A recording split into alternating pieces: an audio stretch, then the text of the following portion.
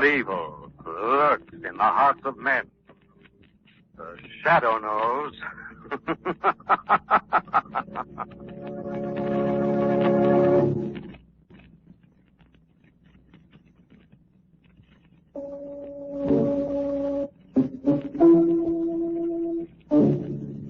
The shadow who aids the forces of law and order is in reality Lamont Cranston, wealthy young man about town. Years ago in the Orient, Cranston learned a strange and mysterious secret, the hypnotic power to cloud men's minds so they cannot see him. Cranston's friend and companion, the lovely Margo Lane, is the only person who knows to whom the voice of the invisible shadow belongs. Today's drama, The Living Head.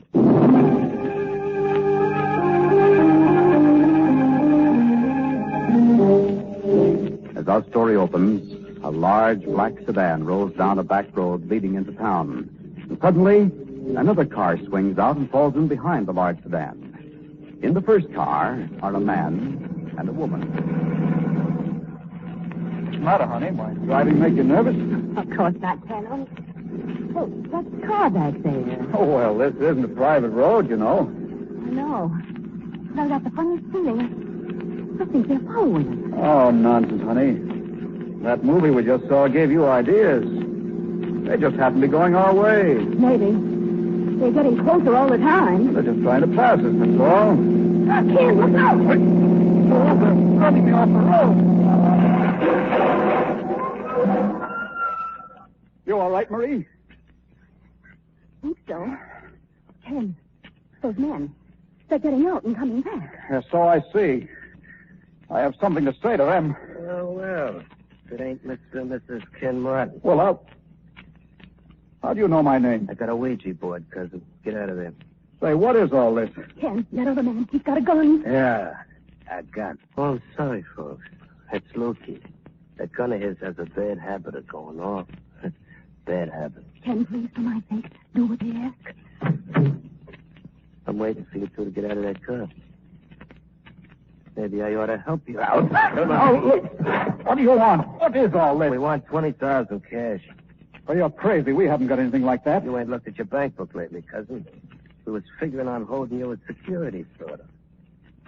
Kidnappers, eh? Marie, don't give them a penny. Oh, there you go, spoiling things. I thought we was getting along so nice. Persuade him, Lou. Get him up. Drop him again. Oh, please don't hit him again. You'll kill him. Okay, sir. You behave and he don't have to get any more sleep. If you don't... I will. I'll do anything you say. Maybe on the other hand, you ought to meet Mr. Jordan. You might have a lot in common with him. Oh, look, yeah. A lot. You see, Mr. Jordan had 20 grand. He could spare two, only tried to outsmart us instead. In a car, ready. Oh, my husband, what about him? He's coming with us, too. I want both you nice people to meet Mr. Jordan.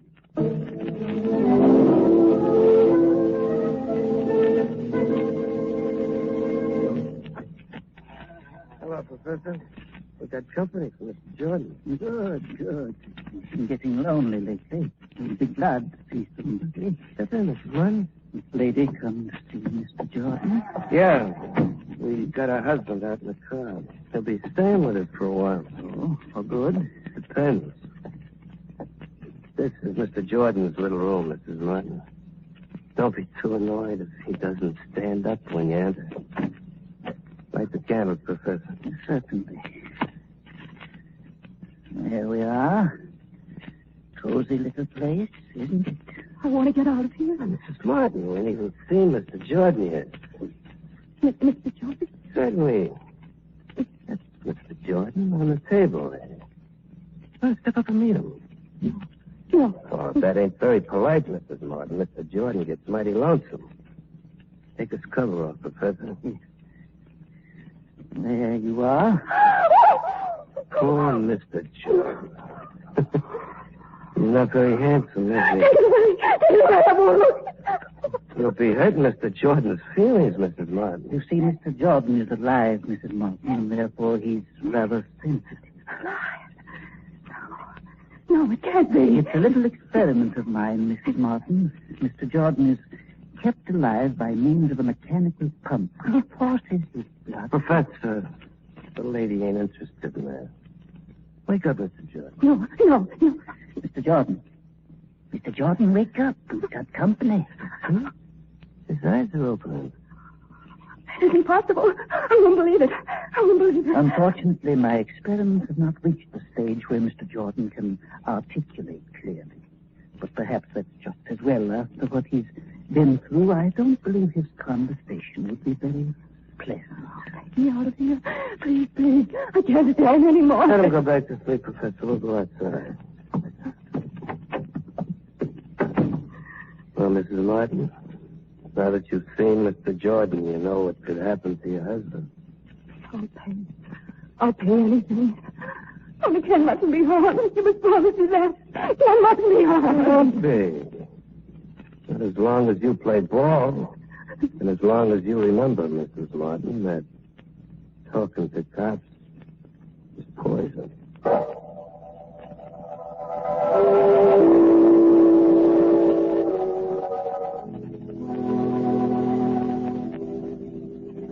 Commissioner Ken Martin was only an acquaintance of ours, but I just wanted you to know if there's any way I can help in breaking up this rotten kidnapping racket, I'll do it. I think any decent citizen would. Well, there's nothing I'd like more than to bust this kidnapping gang wide open, but right now our hands are tied. Well, do you have any idea who the gang might be, Commissioner? We've had every creep and stool and mug in the city into the lineup, and we haven't had a lead yet. What about the families of the victims, Commissioner? Well, they won't tell us a thing. Somehow this gang has put something that must be even worse than the fear of death into these people. Have you talked to Mrs. Martin? And she won't say a thing. Admits her husband's missing, sure. But we can't get another peep out of her. Yeah. Lawton? Yeah, I know. Send him in. Here's another example, Cranston. This fellow Lawton was in a car with his partner Marcus when Marcus was murdered. But Lawton won't say a word. Come in, Mr. Lawton. You want to see me again, Commissioner? Yes, Mr. Lawton. We need your help to break up this filthy racket. You saw the man who killed your partner. You must have. You can help free the city from their terror if you'll talk. I'm sorry, Commissioner. I can't help you. But you must, man. We'll give you protection. Could you protect Marcus? Could you protect any of the others? So you're afraid. You'd rather let those rats go scot-free than risk your own eyes. Sorry, Commissioner. I can't help you. That's final, Mr. Lawton? I'm sorry, yes. Okay, that's all. See what I'm up against, Cranston? Yes, I see, Commissioner. This racket has to be smashed if the citizens themselves have to turn over every stone in town and crush what runs out from under it. Yes, but how? How? I don't know. But we'll help any way we can, Commissioner. Any way. Well, thanks, Lamont. I'll let you know if there's anything you can do. Darling, we ought to be going. Yes, well, goodbye, Commissioner. Goodbye. I've never seen you so wrought up about a case, Lamont. Not just the case. This whole business of kidnapping, Margo. The vilest crime in the book. Yes, it is. There was only something we could do, though. I think the first thing is to have a talk with Marie Martin. She didn't talk to the police, and she may not talk to us. But she just might give us some kind of a lead.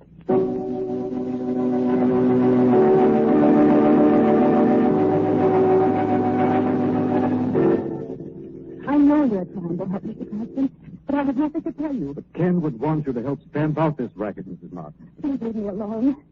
You can't help. Oh, Lamont, maybe we're better. The police will protect you, Mrs. Martin. Protect against being killed, you mean?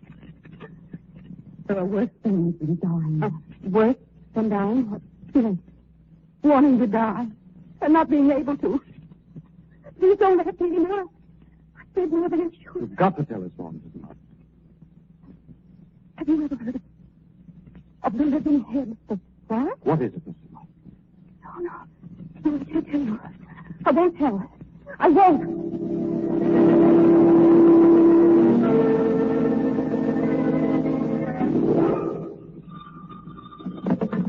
Ken? This is Lukey, boss. You're supposed to be watching the Martindale's place, Lukey. I am, boss. But something's happened. What's that? Mrs. Martin had some guy and a dame visit her today. They tried to feed her birdseed. She sing? Not a chirp. Who's the company? Dame named Margo Lane. Got an apartment at the Dexter Arms. Nice work, Lukey. Now what, boss? You pay a social call on this lane, Lukey. When, boss? Tonight.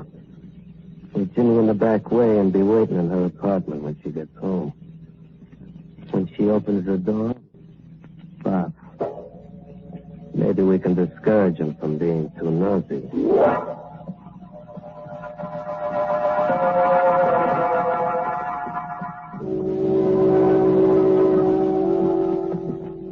Well, here you are, Margo. Delivered right to your doorstep. Don't you want to come in for a minute, darling? No, I'd better not. Thanks just the same. You're worried about the kidnapping, aren't you? Yes, Margo. I'm afraid Weston's right. None of the victims is going to talk. Mrs. Martin sounded mortally afraid. Yes. Afraid of something worse than death. Yes. Well, let me have your key, darling. Oh. Here. Probably she was more afraid for her husband than for herself. That's the kidnapper's strongest weapon. The fact that people will do anything to protect a loved one from harm. He's stuck. Oh, there we are. Good. Come on in for a minute. It'll help maybe if we talk the thing out. I'll make you some coffee. No, I shouldn't, but I guess a few minutes won't hurt a bit. Of course it won't. Wait a second. What's the matter? Thought I heard something in there. Oh, this is silly, darling. There's nobody home. Probably just my imagination. You know, Margo, I've been... Choke it up a second. We got your boyfriend covered. You kick up and he gets it. Ain't fair, but that's life. What do you want? That's funny, cousin, because me and my friend Lucy here wanted to ask you the same question. What are you talking about? You and the Sleeping Beauty have been trying to pump the Martin dame. Why? What's it to you? I don't know what you mean. Okay. We'll keep a score on your boyfriend. Get him up, Lucy. No, please, you can't. Stir him up a little with your tongue. Yeah. Oh, no. Get up, mister. Grab the dame, Luke. You got two hands, ain't you? Look, I said hold the dame, not trying. She keeps wiggling. There. Now she's pretty quiet. Get the boyfriend up on his feet. Okay. There you are. Bring him a little more to the right, Lucy. That's it. Now hold him. Oh. Keep him up, Lucy. I'll really give him something to remember. Right.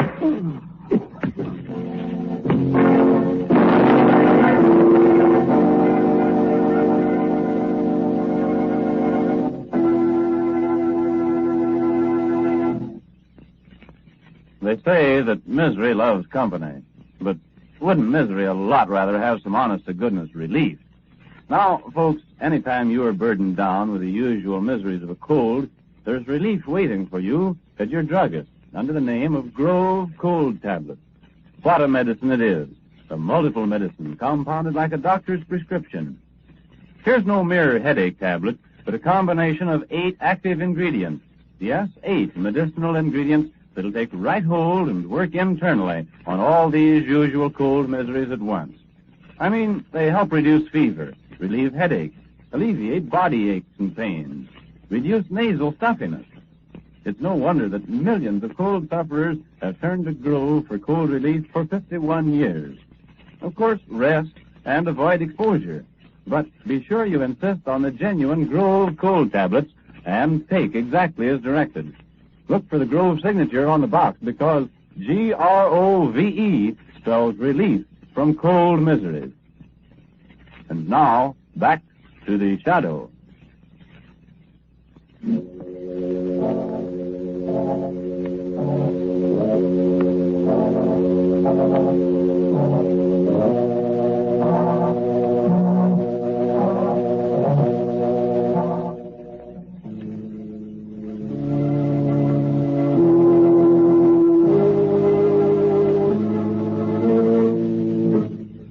Lamont Cranston and Margo Lane, on the trail of a kidnapping ring, are ambushed by the gangsters in Margo's apartment and are viciously beaten.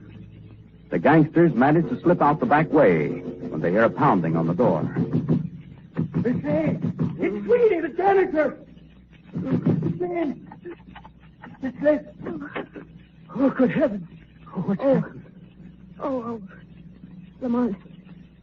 It's Lamont. It's Mr. Cranston. There he is on the floor. He's been beaten bad. What's happened? Gangsters. They were in my apartment when we got here.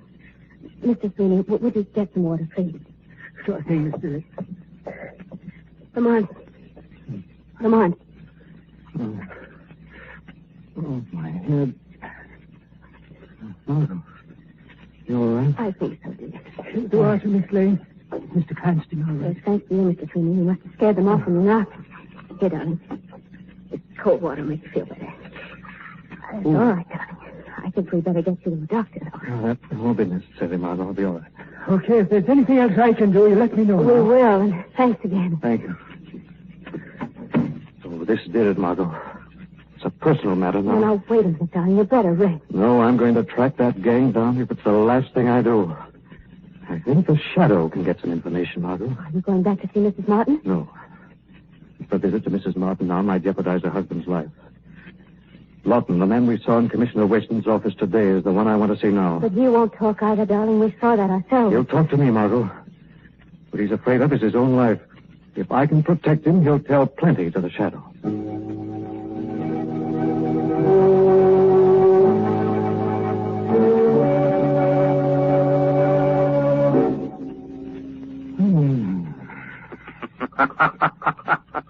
Wake up, Mr. Lawton. Who said that? Where's the light? There's no one here. The Shadow is here. I can't see anyone. No man can see the Shadow. I'm here to learn the names of the men behind this kidnapping terror and where I may find them. I can't tell you. I won't tell you. You tell me, Lawton. I'm going to smash that ring if it takes me the rest of my life. But if they find out I've talked, they'll kill me. They'll make me the living head. No man will ever know what you've told the Shadow. I want to believe that. And I'd like to help. What is this living head you talk about? Oh, it's horrible. They keep it alive somehow. It just stares as if it wants to die. The Shadow will see there is no more living head, Lawton. If you'll give me the information I need. How can I contact these kidnappers? Who are they? Where are they? I don't know. I'm supposed to meet them tomorrow night. To pay them $5,000 they've demanded to let me live. Tomorrow night? Where? At the old country road. At midnight. You'll keep your appointment, Lawton. But you'll tell them you haven't the money. No, I mustn't. The Shadow will protect you, Lawton. You must do as I say. Meet them as you planned, but do not give them the money, you understand? I understand. I'll do it. I'll do as you say, Shadow.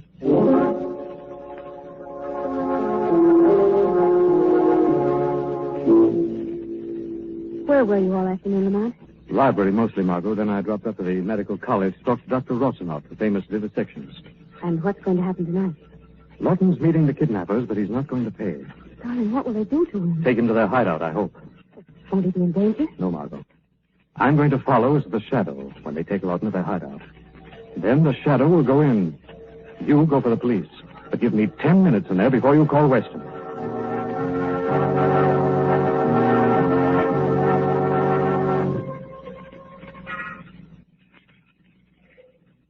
Nearly midnight, boss. Could be Lawton ain't gonna show. Don't show, Loki. Wouldn't be polite to keep us waiting. Hold it. Car coming up the hill. Like I told you, Loki, Lawton wouldn't disappoint us. It ain't polite. Besides, it ain't healthy. Just about on time, cousin. Oh, yeah, just about. That's good. You got something for me, Lawton? I haven't got the money. Oh. He hasn't got the money, Loki. No money. That's bad. Well, I tried to raise it, but I couldn't. No? Sad, ain't it? Suppose we take a little ride in your car. What? Move over. Look, you'll drive. Well, wait a minute. Wait a minute. I'll get the money. Tomorrow, maybe. You heard the boss. I'll get in on this side to keep you warm, Lawton. You must be cold. You're shivering. Ready, boss? Yeah, Loki. Let's go.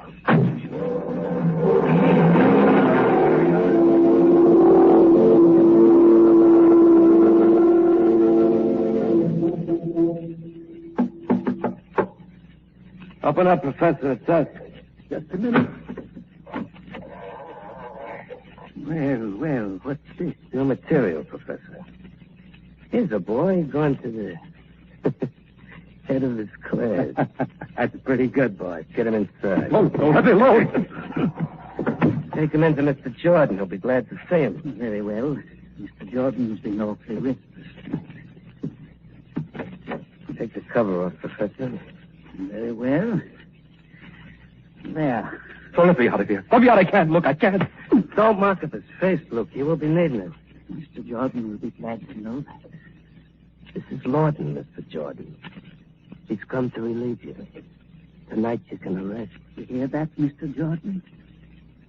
Poor Mr. Jordan, he's waited so long to die. So long. Let me out of here. Hold them, Loki. I thought I told you to close the door when you came in, Loki. I did, boss. The wind must open. Well, Professor, how do you like the new subject? Good head. It'll be interesting to work with. When do we perform the operation? Don't let me go now, Professor. I'll tell. I've got the money. Don't worry, Lawton. They're not going to take your head. Boss, listen to Mr. Jordan. He's talking. What's the idea, Professor? I didn't have anything to do with that, Rocco. Maybe it's time for me to have my revenge on you, Rocco. Shut the head up, Professor. I can't. I'll shut it up. You should know you can't kill the living head, Rocco. Incredible. Incredible. Rocco, I'm getting out of here. Nobody gets out of here, Lukey. Who are you? You're not the head. Who are you? I'm the Shadow. I've come to take vengeance. Put up that gun, Rocco. I'll kill you, Professor. This is a frame. No, Rocco, don't. I said put up that gun, Rocco.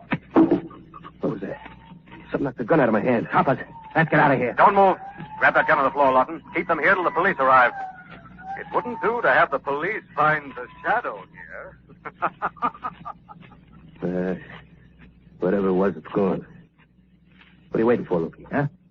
What do you mean? You need a blueprint, you got a rod. Take him. Shut up, you. Don't move your hand any closer to that pocket, Lukey. Take him, I told you. Keep away from that gun, Lukey. Well, you've just talked your gunsel into suicide, Rocco. Now, maybe you'd like to try something. All right, take him down, man.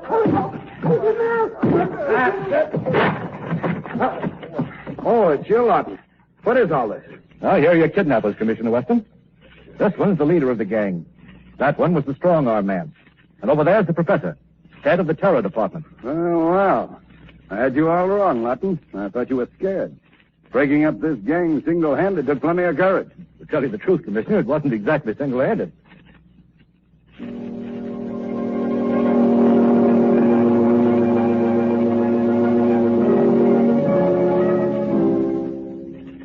Now that Ken Martin's safe, Margo, and the gang's completely broken up, it looks as if Rocco is going to get a speedy trial. I certainly hope so. But you know, Lamont, there's still one thing you've never explained. That horrible living head. What was that? Well, the kidnappers preyed on the minds of their victims with a hoax that was based on scientific fact. They made them believe they'd been able to keep the head of one of their victims alive. How awful. Of course, Russian scientists have been able to keep a dog's head alive. But after my talk with Dr. Rushinoff, I knew they couldn't do it with a human head. But, darling, they saw it move. They said it was alive. A half light of the hideout, it did look alive, Margot. But it was actually only a very realistic wax imitation, adroitly manipulated by the man known as the Professor. What a cruel, terrible trick. Well, it's typical of the kind of men who kidnap. The state isn't going to give much clemency to killers like that. When Rocco and his gang do come to trial, Margot, you and I are going to be right in the front row of that courtroom.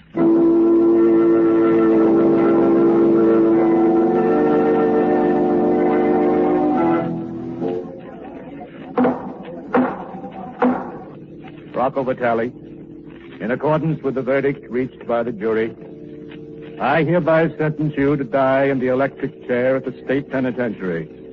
And may God have mercy on your soul.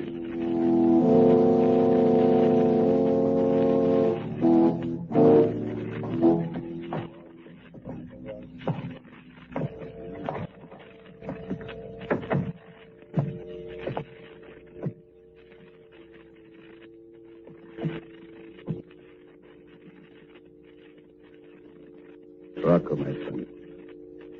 Do you have anything to say before you die? No, sir. I ain't got nothing to say. Confidante, stay on the face.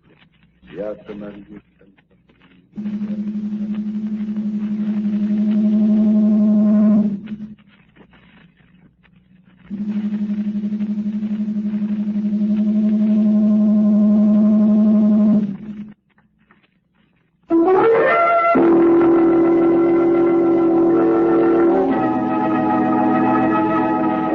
Rocco Vitale was pronounced dead at 12:37 this morning, according to this paper, Margot. And I just hope that every rotten, murdering gangster who even contemplates kidnapping will get the same kind of swift, sure justice.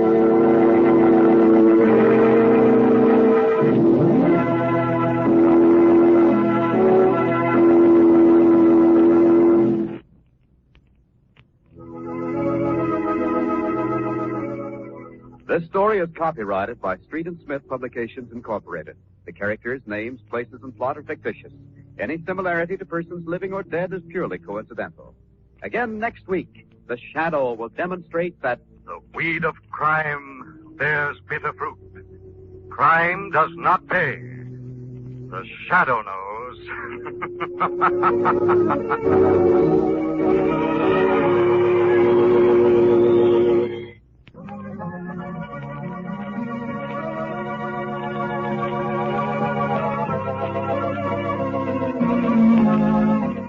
This is the Mutual Broadcasting System.